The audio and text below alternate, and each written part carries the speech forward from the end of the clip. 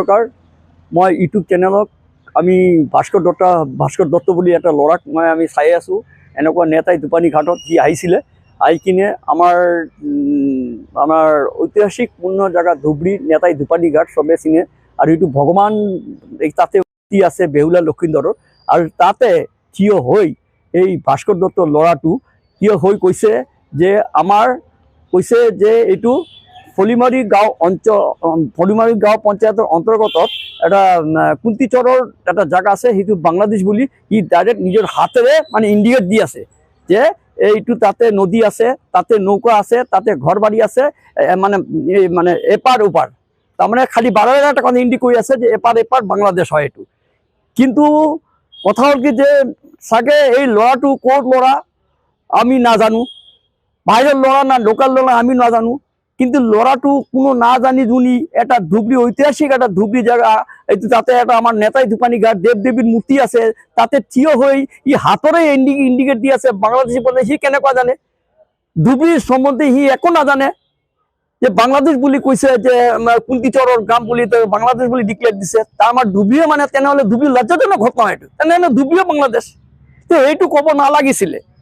আমি বাৰম্বাৰ এটা কথা কৈ আছো, এনেকে তাৰ আগতো এটা আমাৰ এই নেতাই দুপানী ঘাটত এটা তাচ্ছিল্য এটা কথা কৈছিলে, এই নেতাই দুপানীৰ মূৰ্তিক লৈ বেহুলা লক্ষীন্দৰ লৈ, তাতে কোনো একশ্যন নহ'ল। এতিয়া আকৌ ইয়াতে নেতাই দুপানী ঘাটত এই ভাস্কৰ দত্তৰ ল'ৰাটো আহি এনেকুৱা ধুবুৰীৰ সম্বন্ধে একো নাই, জানা নাই, একো নাই, সি কেনেকুৱা গম পায় সি যে কুন্তিচৰ বাংলাদেশ বুলি হয় বা ধুবুৰী বাংলাদেশ বুলি হয়, এপাৰ কৰি আছে, বাৰ কৰি ইণ্ডিকেট কৰি আছে।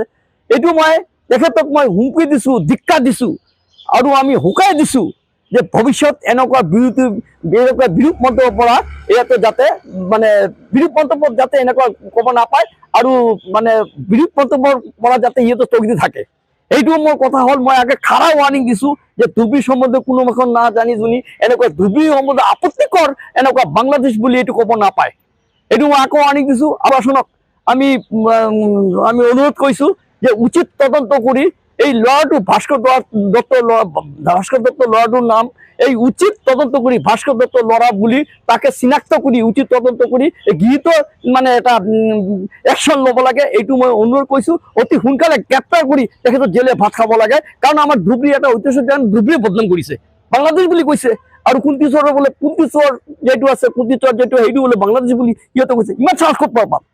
আৰু মই নাজানো ইমান মানে সিকিউৰিটি থকা অৱস্থাত তাতে আমাৰ SP বাংলা আছে, DC বাংলা আছে, আৰু তাতে যে যোনে আমাৰ এই নেতাই দুপানী ঘাটটো চাই, এইবিলাক ষ্টাফ কি কৰি আছে বহি এইবিলাক ষ্টাফ কিয় নেদেখে?